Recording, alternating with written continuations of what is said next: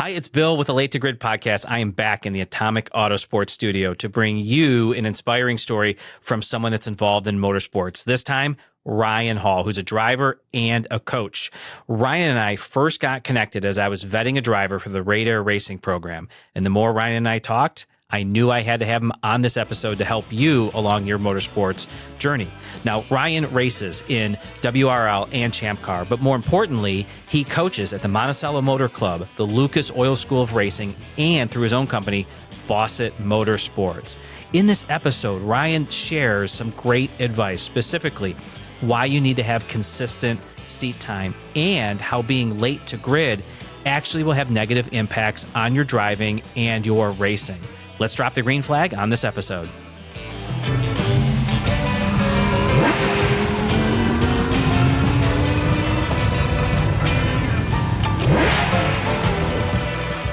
Hi, Ryan. Thanks for being here.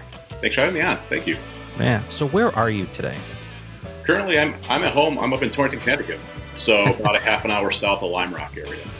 Yeah. The reason I asked that, folks, is every time Ryan and I were going back and forth on just talking and trying to get this scheduled, he was in an airport, he was at a track, he was at a Delta Sky Place and all this other stuff. So it's good that you were home for the holidays. And I thought I saw on your Instagram that you're a couple weeks away from your next race.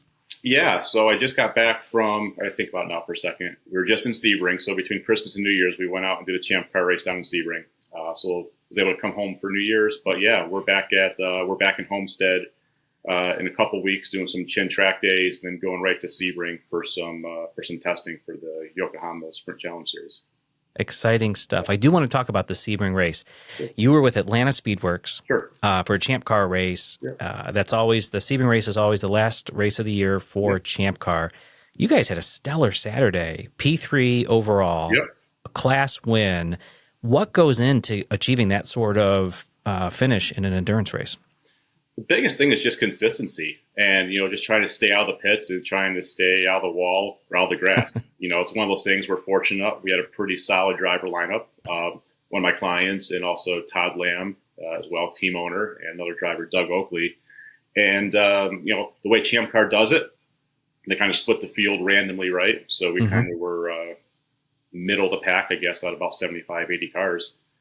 And it was just a matter of just picking them off slowly and just, a little bit of luck goes our way, of course, with some yellow flags and trying to time out our pit stops and stuff like that. But the biggest thing is just trying to stay on the course and minimizing our time, in the pits. And it worked out for us on Saturday. Good deal. For the listeners that haven't been to Sebring, we hear a lot that it's a bumpy track. Yeah. From a driver perspective, how do you handle that? Yeah, it's certainly tough. In the Champ Car cars, it's not too bad. They're relatively soft. It probably beats up the car more than it beats up the driver. But with the turns 1 and 17 being the original concrete from the 40s with the old World War II Air Force Base, it certainly can do some. It can make you sore. For sure, after a couple of days of driving there, especially if you don't have any seat pads in or stuff like that. So you having some local knowledge kind of helps you out, just knowing where the bumps are and where they're not, and where you can put the car and where you can't. But it's surely a good test of driver and machine as well. Yeah, those Atlanta Speedwork guys, great guys. We had the opportunity to meet them at pit race this past year. They actually came over and helped push some neons into the trailer. So sometimes we don't drive cars into the trailer; they get pushed. That happens sometimes. We've all been there before, for sure. Yeah. So we are going to get into your coaching. We are going to get into your motorsports journey. Before we get there, how else do you get behind the wheel? We talked about Champ Car. Where else are you getting some seat time? Yeah, I've been fortunate enough the last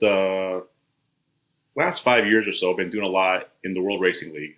So I've been there a bit, kind of, we'll call it kind of Champ Car on steroids, right? So super competitive at this point, almost a semi-pro class. So spent 3 or 4 years or so running their GTO cars, which is now essentially all GT4 make cars. So running a lot of Aston Martins, BMW M4s, Porsche Caymans and stuff like that. So spent the last few years running that series as well as some SRO, SCCA once in a while, of course Champ Car, but kind of whatever I'm fortunate enough to be put in.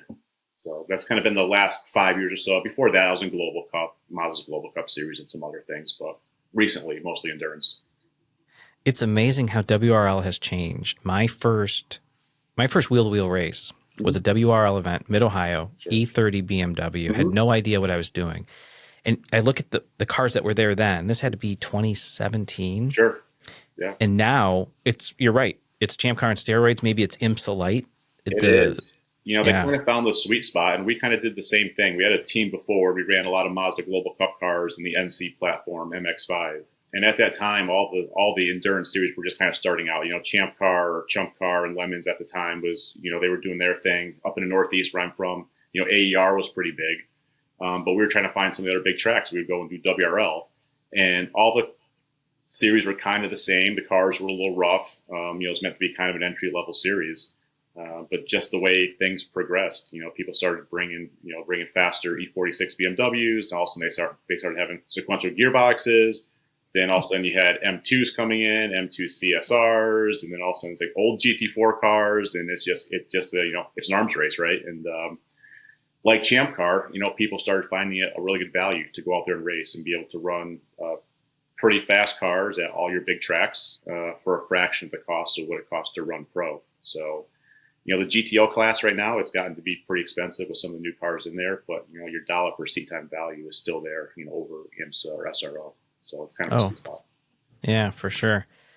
So you got the motorsports bug at about age 8, and your father put you into some sort of kart, whether it was an asphalt kart, dirt kart. The memory's a little hazy there, right? Yeah, no, we started off at 8, and it was just kind of by luck. We grew up with 4 of us cousins, kind of all houses in a row out in the country, and I don't know, for whatever reason I was into cars. I don't know why. But my dad wanted to get me a go-kart, and it was either one of those dingo go-karts, which were popular back then, the big knobby rear tires and the small fronts, and with a bunch of us knuckleheads outside, we can definitely run over the cats and get ourselves in trouble. So he elected to get me a racing kart, and we found out very early on that we were skiing way over our tips. We showed up to the first race with a minivan, a bag of tools, and a kart that probably shouldn't have been on track. Bigger restrictor plate, needed to be welded to frame. It was just it was rough. But we finished on the podium, and then we took a couple years off. And then you got back in the karting, right? Yeah, we were fortunate enough. We got back in. I spent for the next couple years driving in parking lots and basically just going out to the DMV and just kind of turning laps and going out there and just driving. But we decided to take it a little bit more seriously after that, and went with a good local team up here in Connecticut. So up here it was basically all 4-stroke stuff. The 2-cycle stuff wasn't super big up here. So we met up with a group, Bones Kart Shop, and then actually my engine builder was Adamir Fedamente, who's Elivan Goulard's stepfather. So if anybody's big into the racing thing and the pro racing, Elivan's son just won the Spec Miata runoffs this year, but kind of just it's funny how things progress and how the racing family is pretty small even at that early age. Yeah. Was your dad a kart dad? No. My dad had no idea what he was doing. He was. We weren't into racing at all. We weren't a racing family at all. So he was learning as I did.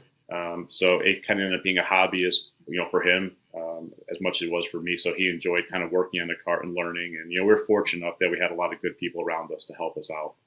But we certainly didn't have a body shop or an engine shop or any of that stuff. And my dad did what he could, but he's not the mechanical kart setup guy. So we went out there, had fun, and we did really well.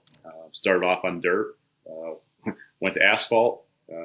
Did some road course stuff, but most of my road course stuff didn't start till I got into cars. I up here in the Northeast.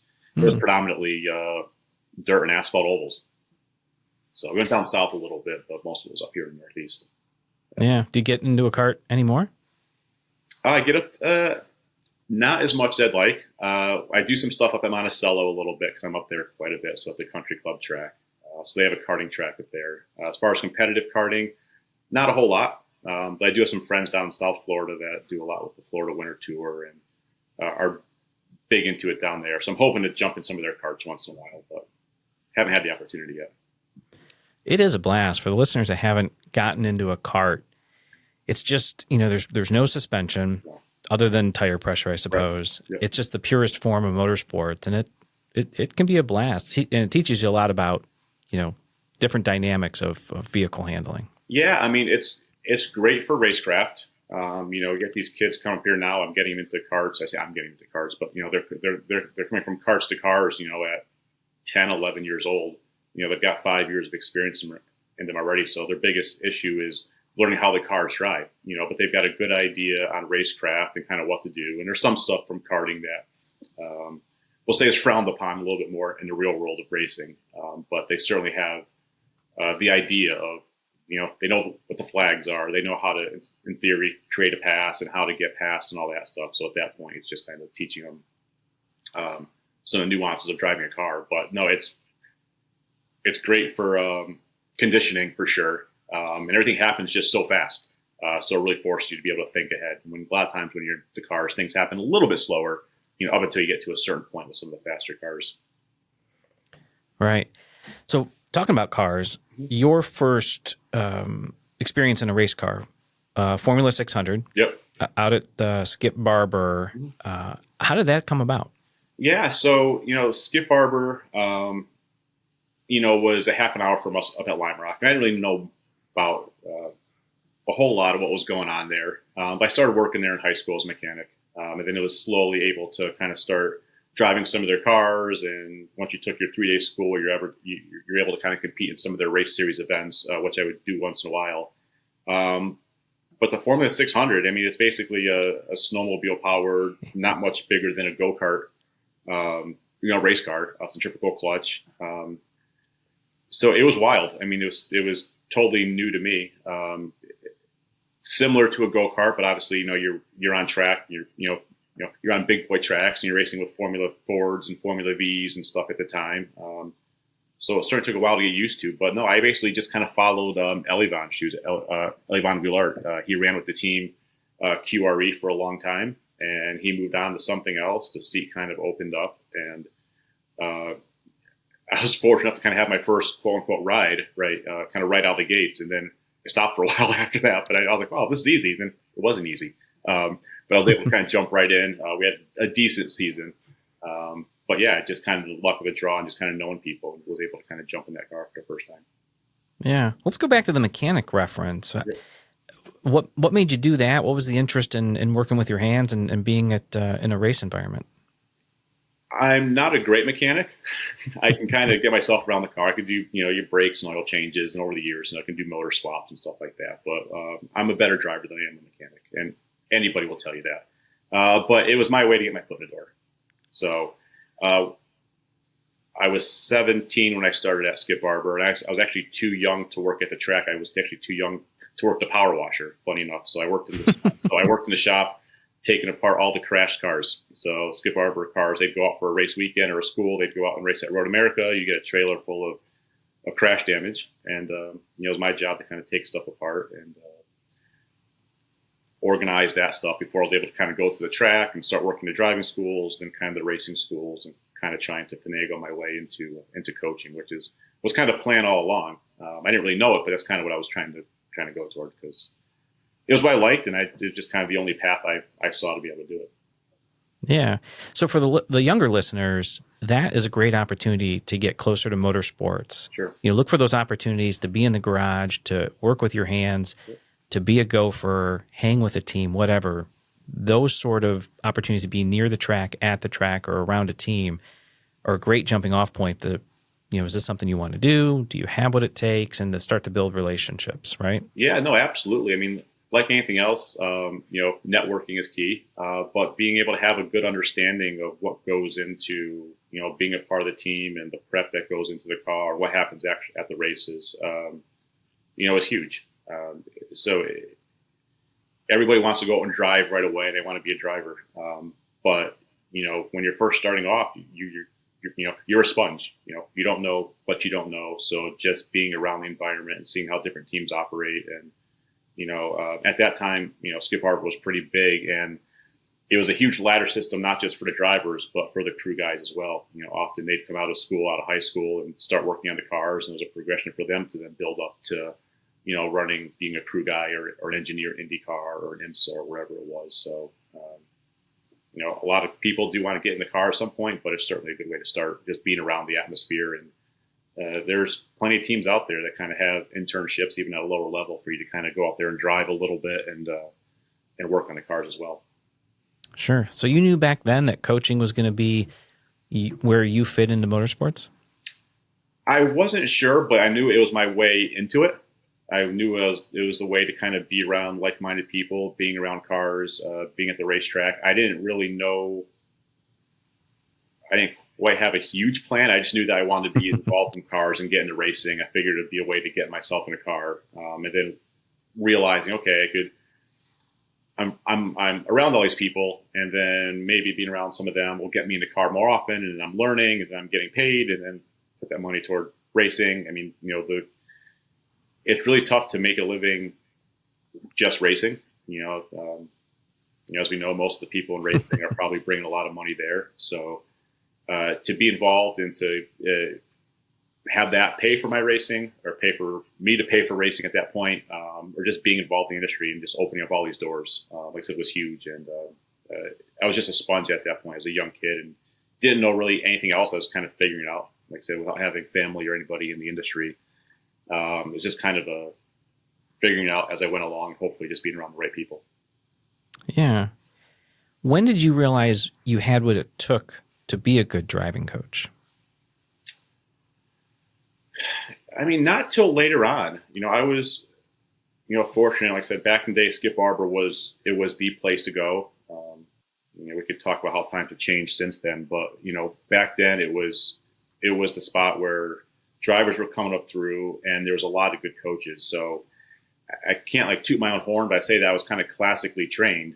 Kind of where it wasn't just, okay, I've done a few races, you can go right to teaching kids in a race series or something like that. It was, okay, Ryan, we'll give you a shot, and you can start by working corporate programs and driving schools. So a lot of time spent riding right seat on the skid pad and autocross and teaching braking exercises and lane change stuff. And then you kind of get to the point where you kind of run those exercises by yourself. Now you start doing talks and being able to do a vehicle dynamics talk and doing a line talk and all that stuff. And then you get the leading programs, and they're saying, okay, now you could go do racing school events and then race series and everything else. But the whole time you're surrounded by all these really, really smart and really good drivers and coaches, guys like Spencer Pompelli and, Bruce McGinnis, Terry Earwood. I mean, all these guys, Peter Argensinger, all these guys are just a wealth of knowledge in the industry. And even now, I just learned so much from working with all these people. So to kind of answer your question, I didn't know up until a long time, as well as things, as a young kid, you're kind of fast because you don't know why. You just kind of maybe stupid about it. You just kind of go fast, but you're not quite sure why. Once you're kind of hanging around with more people, you start kind of learning the proper ways to do things, the proper way to teach. Your driving gets better, and all of a sudden you start getting more work. So yeah, it probably was up until the last few years I realized I was probably a pretty decent coach, because you always are around so many people. You're never quite sure how you compare. But I don't know, I've been in this business for 20 years without having a real job, so I guess I'm okay. I'd say you're doing all right. Yeah. So let's talk about right seat coaching for a second. And early in my driving, I was at a track day, and the organizer said, "Hey, I need you to sit in right seat in this car." Mm-hmm. I said, "No, that's not me. Yeah. I'm too new at this. No, we need you in there." Yeah. It was that somebody had never been on track before. Mm-hmm. They'd just bought this Porsche 944. Mm-hmm.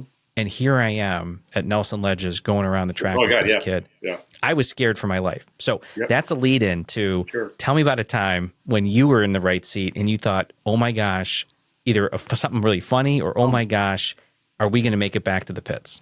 Yeah. So when I first started, we would do a lot of manufacturer events, and we still kind of do them. The coaching side of things has changed a little bit, but back then we would do a lot for the Viper Owners Invitational. So you get Dodge Viper owners from across the country. They would meet every 3 or 4 years at a location. So when I did it, we did it at Texas Motor Speedway, and we did it out in Las Vegas. Now, me being a new coach and just being happy to be there, right? I don't know, 20-ish years old, and you have to go and ride right seat with these guys on the racetrack. We've never been there before, and you're riding around, Texas Motor Speedway, which is obviously a pretty fast track, and you're using the infield portion, which isn't much.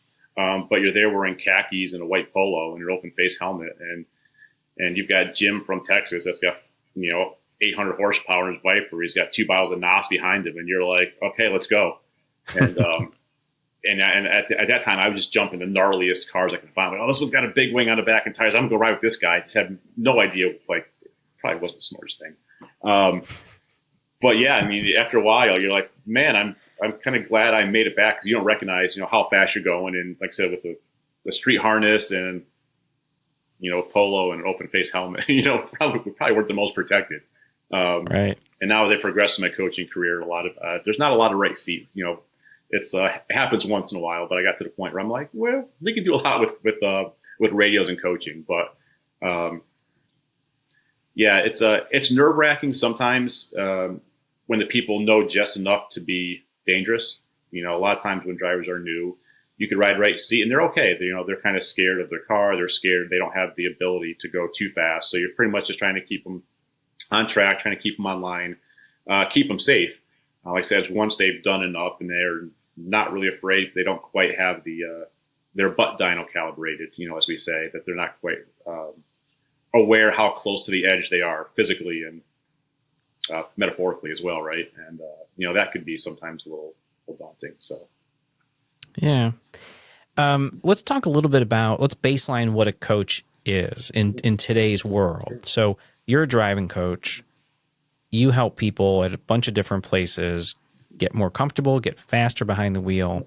But for the listener that has never seen a coach at a track or is just getting into this, what does a coach do for the driver?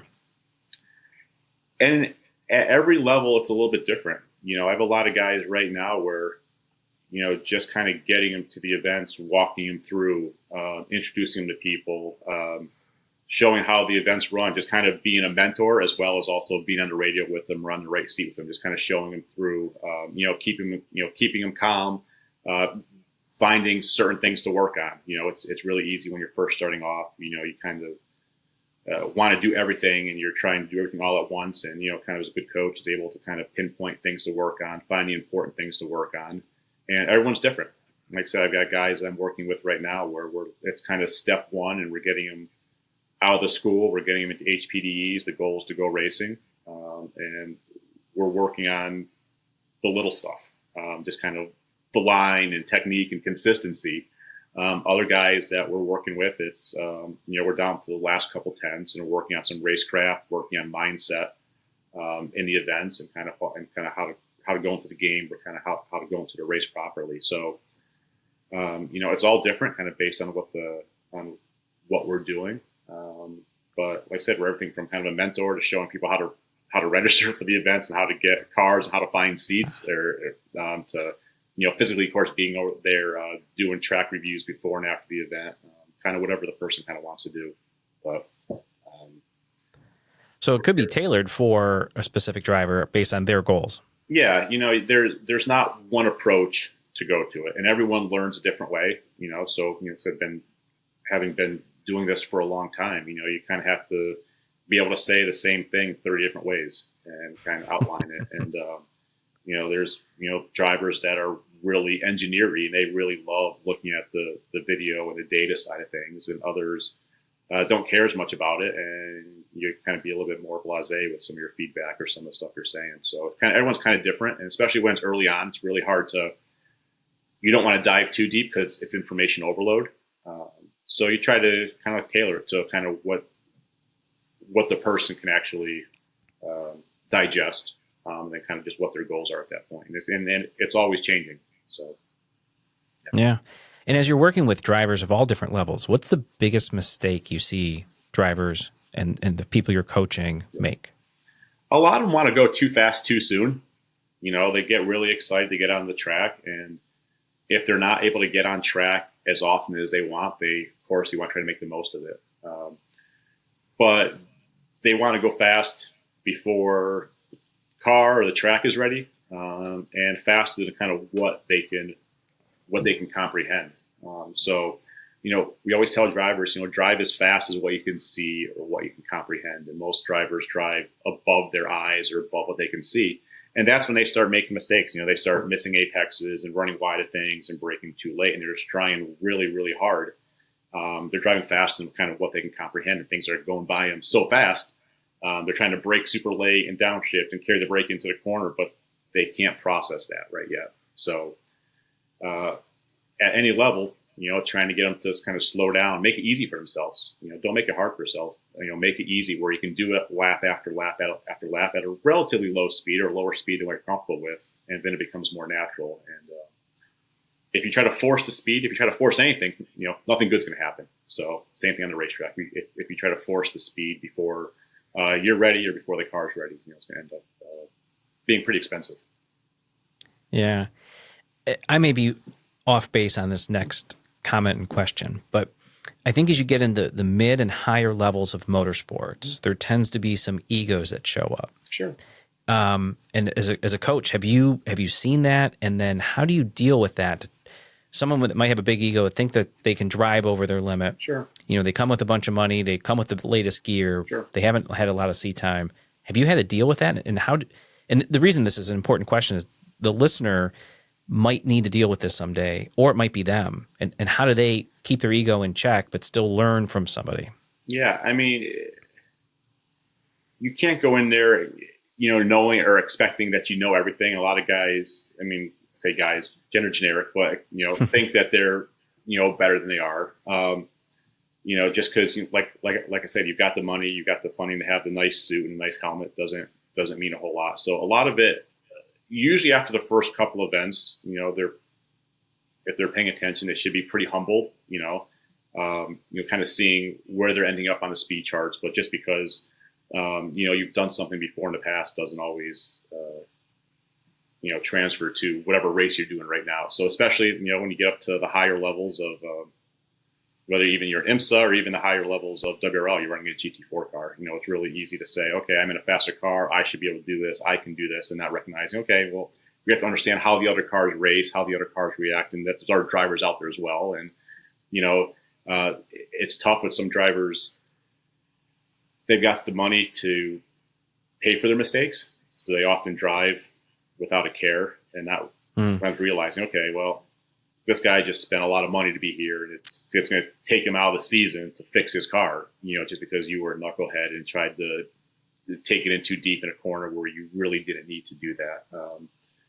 So it's tough when you're not working with those people and you have to deal with them, and you're trying to be nice. But as a coach, you have to say things nicely and politely. And some guys you can get away with telling them that they're used to it. You can kind of tell them, hey, dude, you're being a jerk. Like, knock it off. Others, you have to kind of skirt around a little bit, kind of have more of a softer transition. Yeah, back to the old 30 ways to say the same thing. Exactly. And in this industry, as there's certainly lots of egos, but the jerks don't last that long. They kind of flame out pretty quick. So you deal with them once in a while, but it's a small industry, and most everyone's kind of here to help. And usually, like I said, they start to recognize their talent level pretty quick. It's early on when they are saying, oh, wow, I drive 130 on the LIE every day. This is going to be nothing. And they get out on the racetrack and, they're doing 45 miles an hour scared out of their minds. If they kind of recognize, oh, okay, maybe this is a little much, and I have to kind of back my ego up a little bit. All right. We talked about in-person coaching, and there's this growing industry of remote coaching. Sure. You've got things like the Apex Pro, the Catalyst, AIM software, everything you could pull out of an ECU, and all the data from the sensors there. Yep. Do you get involved with remote coaching? Not as much. I certainly have guys and clients at the track where if I can't be there, they're sending me video or they're sending me some data. We do some stuff on iRacing once in a while. But for the most part, everything I've been a part of has been, at the track. Usually just working with them directly. It's certainly something that is growing. But like I said, more often not for me anyway. With my guys, they send me video clips or send me stuff when I'm away. If I'm working another program or working with another client, I'll try to kind of spend some time with them over the phone or just on the computer, just looking at some stuff. But no, there certainly is a big market for that, and there are guys that are doing a lot of that as well. Yeah. So when you're at the track with one of your students, what kind of data are you looking at between sessions? The biggest stuff is, the speed trace, throttle, brake application, steering angle. Those are the biggest ones. You can start dissecting more and more as you progress, but those are pretty much the big ones. Being able to see what they're doing with the throttle, if they're notchy with it at all, if they're having to lift in certain spots. The typical thing with the gas pedal is drivers tend to get to too much power too soon. Usually starts from braking too early, and then they kind of feel like they need to do something, so they get back on the gas before the car is ready for it, and they're kind of having to come on and off the gas multiple times to eventually get the full throttle. So we're looking at stuff like that. Brake pressure, drivers tend to brake progressively, so kind of different than kind of how they would brake on the street, where in a race car or performance driving, you want to brake the hardest while you're going the fastest. So kind of having a pretty firm brake pedal initially and then kind of dialing off the pressure, as you're slowing down. So, the throttle and the brake trace are probably the biggest things, and then kind of showing how that relates to their speed. And if you can compare it to a lap that they've done well, or if you have a lap on file that's similar in a similar car, or in theory, from that day, but you kind of get an idea of saying, okay, well, by holding the brake 10 feet longer, like I said, we're 10 miles an hour off in turn one, right? And kind of showing it right then and there, kind of what's happening. Got it. I want to go back a little bit to your racing career and share with listeners what you're most proud of. What was your biggest accomplishment? I guess just being able to stay in it for this long. Like I said, just doing it for 20 years. But, for a while, we had our own car. So I teamed up with my good friend Travis Wache, a number of years back. And we built a lot of improved touring cars back then, a lot of improved touring Volkswagens and Mini Coopers and stuff like that. So it was really fun for us to kind of to build the cars and go out there and win with them, and kind of see them win. And, also at that time, we kind of started our own arrive and drive business as well. So we were really proud of that. Running in Mazda MX-5 Global Cup was fantastic. I had a nice opportunity to do that a few years back. Again, I was just fortunate enough to meet up with a client, and we kind of started our own thing together. It didn't last that long, but, we had a really fun couple of years. And like I said, it was nice to kind of be able to go out there and, you always want to see how you race against the best, no matter, at what level you are. And Mazda MX-5 Cup has been a fantastic series since it came out, since it was Spec Miata, and it was kind of the Playboy Cup, and said over the last couple of years, Mazda's Global Cup series. So really fun, probably the most competitive series that's out there. So it's fun to kind of go door handle with some of the best and some of the up and comers, and show that, okay, it's okay, we belong. We don't have a big team, but being able to kind of go out there and race in front of big crowds and. Yeah, if the listeners haven't been to an MX-5 Cup race and there's one within driving distance, you need to get there. It sounds like a swarm of bees going around the track. It's amazing. It's bumper to bumper, mirror to mirror. It is some great racing. Yeah, I mean, it's supposed to be kind of like GR Cup, kind of like the entry level pro series, but it's not. There's nothing entry level about it. I mean, to kind of be competitive in it, you really need to spend some time in some of the other series. In theory, Spec Miata and stuff like that as well before you step into it. But yeah, I mean, there's 25, 30 car fields, and the top 20 are door handle, and all the cars should be the same. They should be about the same spec. There's not much difference on power. That happens once in a while, but it comes down to driver talent and to the setup. And so if you look at Daytona, which is less than a month away, you'll see probably the top 16 probably finish within a few tenths of each other. So it's a really awesome race, great racing. Yeah, Miata's always the answer, right? It's always the answer. That's it. Can't get away from it. Yeah. So fitness plays a big role in motorsports performance. Sure. And in looking at some of your recent posts, you and I are both Peloton users. Yep. Who's your go-to Peloton instructor? If you got to jump on. That's a good question. So for on the bike, it's Alex Toussaint. He's my guy. I've never done an Alex class. I will. So I'm still big on all the old hip hop music from the 90s and 2000s. So that kind of gets me going. So Alex classes are great. What's the other guy? Matt Whippers. He's kind of for any time I do a test or one of those things, the endurance test, I have to do one of his classes, and he pushed me pretty good. So I enjoy, doing those rides. Yeah, he's as I look for a next one to do, and I look at the class plan on him, I'm like, maybe in another week. His always seems to be a little tougher. Yeah, I look and I'm like, okay, for his, it's always like, okay, zone 4, zone 4 or 5, and I'm like, all right, I'll do it, and then I feel really good afterwards. Going into it, I'm just, I'm like, oh, this is gonna be tough, and like I said, he pushes pretty hard, so he always does a good job. So. Oh, for sure. But with fitness, why is fitness so important to a driver? How does it help them? The biggest thing is staying sharp, over your time in the car. And initially, I'll say you don't have to be in great shape, but you have to be able to not exert a lot of energy. So especially when you're starting off, drivers tend to have kind of a death grip on the wheel, right? And they're kind of using a lot of energy when they don't need to. So once you kind of get to the point of saying, okay, I can kind of be calm in the car and not exert energy, that's a huge step. After that, it's, just trying to have enough endurance, to be able to stay focused. I mean, you're in the car, it's hot. There's cool shirts and chill out shirts and all that stuff now, which certainly make things easier. But you have to keep focus. And if you're racing against someone that's maybe the same pace as you are, but that, hey, they're going to fall off. It's whether it's a 25-minute sprint race and they get to 20 minutes in, 17 minutes in, and they're starting to make mistakes because they're tired. It's huge. And in an endurance race where you're in the car for multiple stints, a lot of times, you're in a car for almost 2 hours, and your co-driver gets back in, and 2 hours later, you have to get right back in the car. So just being able to kind of do that session after session is huge. And, the more, the better off you can be. I'll say race car fit as well, because we see guys like Tony Stewart and stuff, right? They can jump in the car and kind of wheel anything. But kind of guys like Jimmy Johnson kind of screwed that up for everybody else, right? So, certainly, as you progress through the ladder, the cars get faster and a little harder to drive, especially once you get to like a GT3 car, which takes a little bit more endurance.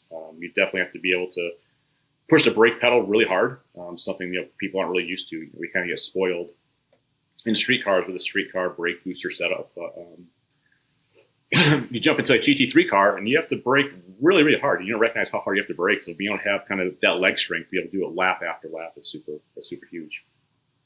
Oh, absolutely. Thinking back to your early days, as you were getting rolling, especially behind the wheel, what was the best motorsports advice you received? The best drivers are optimistic with short-term memories. So, there's times you go out there and you wall, you do something stupid, but you have to kind of put it behind you. You kind of recognize, what you've done wrong, but not spend too much time on it. Figure it out.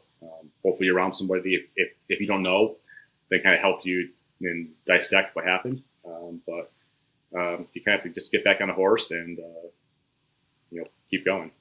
But other than that, I mean, it's about consistency, just trying to, I tell drivers all the time, it's tough to do a school or do a session and then take 6 months off and try to get back to where you were before. And it can get frustrating. So, I tell drivers, try to spend as much time on the track as you can, as the time and your wallet affords. But when you're out there, just trying to make the most out of each session, going out there, trying to work on a skill. Don't go out there just log laps. And at the end of the day, the lap time isn't as important as how you achieve the lap time. So again, the good technique is important. Like I said, the speed will come, but being able to have a good base and have a good foundation is huge. Right. And that was going to be a question I was going to ask, is what advice you give drivers, but you just rolled right into that. Yeah. I mean, and it's consistency. It's, like I said, just trying to make the most of your time on track, just trying not to go too fast, too soon. And just trying to, absorb it all, don't go out there and expect the other drivers know what you know, especially if you've gone through school and you've gone through stuff. And sometimes you go out there and drivers will shortcut things or whatnot, and you're out there and you're racing. And you're like, man, I would brake here, so there's no reason why this person shouldn't brake here. Or this person should obviously see me coming. The pass is wide open, and they don't. And you kind of always have to give yourself out. So I talk to my drivers all the time, like, guys, you guys have done through this school. We spent a lot of time together. We spent a lot of time talking about this stuff, and most of these people out there haven't. They've got other jobs, and they can't dedicate the time to it as much as you can. So anytime you're making a pass, be prepared for them not to see you. As clear as it could be, you've got 20 miles an hour on them, and they're all the way on the inside. You're like, man, there's no way this person cannot see me. They might not see you, and they may do something totally stupid. So expect the unexpected. Be prepared for someone to do something, that's kind of out of character or out of, not the smartest thing. That is some insightful advice, because when we're in the car, we are so focused on what we need to do that we forget that there are others around us that might not be able to, never been on track with us before. Sure. Maybe they've never been on track as many times as us. We need to anticipate what mistakes they might make. That's very insightful. Yeah, and as you progress in your driving, you can kind of use more of the front of your brain for that, right? So initially, you're kind of working on, okay, I need to be able to brake, I need to look into the corner, I need to make sure I get to my apex, whatever else, right? And you think of, I'm not gonna say me, but I'll say guys like Lewis Hamilton, right? They're not going to the corner saying, okay, brake, look ahead, downshift, unwind your hands, right? They got a million other things that they're talking about and that they're thinking about, and all that comes in the back of their head, right? So at this point, we're using the front of our brain to sit there and try to anticipate what the other car's doing, watch the rearview mirror, hopefully watching his line, saying, oh man, that driver overdrove his corner. That's going to give him a crappy run off the corner, and I'm going to be able to capitalize on it, right? So, the more you drive, the more the basic stuff goes to the back of your brain, the more you could use the front of your brain to, start analyzing what other drivers are doing and start thinking about stuff like that. Because like I said, initially, the driver's so wrapped up with their own deal, that's hard for them to think about what the other driver could be doing or not doing. Right. We're getting near the end here, and I have just a few more questions. So your big goal for 2025, you have essentially two of them. You want to win the GR86 championship with Copeland Motorsports and the Masters championship in Yokohama Sprint Challenge. Yeah, like I said, go ahead. I was going to say, as a coach, how do you go about planning that and then executing those goals? Yeah, I'm super fortunate. With Copeland Motorsports, they've won a championship the last couple of years in GR Cup. They've got a bigger team this year. We're hoping for maybe 10 drivers. So we're hoping to make it, a three-peat. And, each driver is going to be a little bit different. We're fortunate enough to have Jackson Bell as one of our lead driver, we'll call it, who we think, we can definitely put in a spot to win the championship. So, we've been doing some testing. And of course, as the events start to roll off, we'll start picking up things to work on and what he needs to work on and what the other drivers need to work on as well. And, it's nice kind of having a team environment because you've got a lot of data and a lot of stuff to look at. Back when I ran Global Cup, it was kind of just me on my team.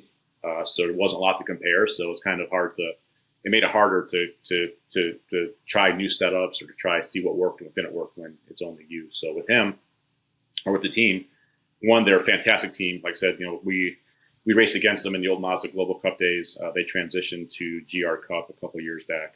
They're a fantastic team, fantastic organization. Like I said, with a lot of really talented drivers. And I'm working with one of my friends, John Dean, who was the winningest driver up until a couple of years ago in MX5 Global Cup history, won the championship a couple of years.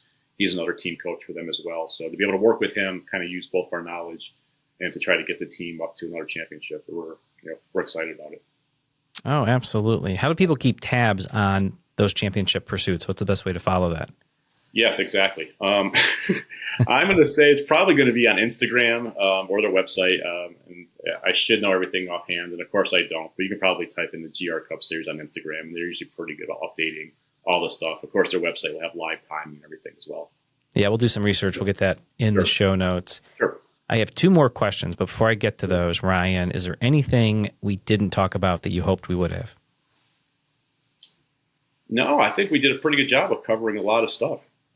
We did. We talked about some of my early racing, kind of what we're doing now. Like I said, we talked about some of the Skip Barber stuff from back in the day. I'm doing a lot now with the Lucas Oil School of Racing, so I currently kind of lead their program. So there we do a lot of Formula Car stuff based in South Florida. So a lot of the drivers are coming from karts to cars come race in our school.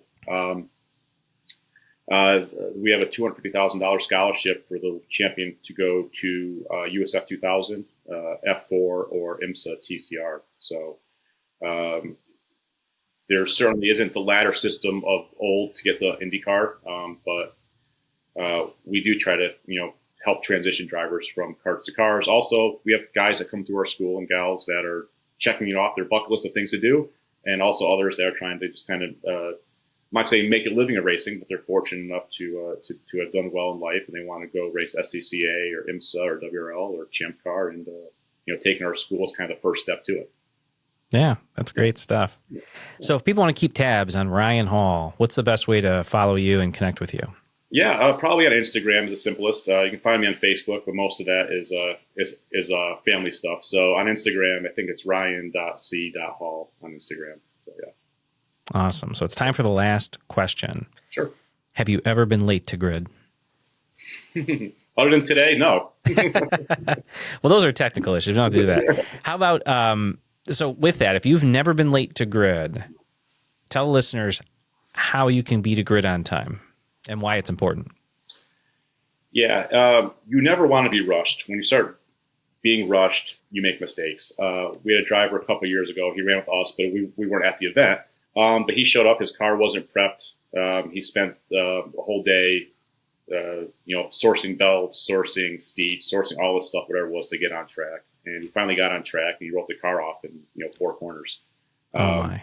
And that started with not being prepped beforehand. So maximize your prep, whatever that is. If it's getting to the track earlier, making sure all the prep stuff is done, at the shop or at the house, and you can control what you can control. Things happen, you're torquing your wheels down, and you break a stud, and things like that happen. But you want to do your best to minimize that, and hopefully you have someone with you that's at least trying to calm you down a little bit, because the last thing you want to do is get on the racetrack flustered. That's when mistakes happen. So when you're late to grid, you're rushing, and also you're starting to back the pack or whatever it is. And now you've kind of already got the mindset, I have to make it up. You start driving harder, and then you start making mistakes, and you're around people that you're not normally around, and kind of one thing leads to another. But it all kind of starts with the prep. Awesome. Yeah. Well, Ryan, thanks for being on the podcast. Thanks for sharing your motorsports journey and all your insights on coaching. Perfect. Thank you so much for having me. It was a pleasure.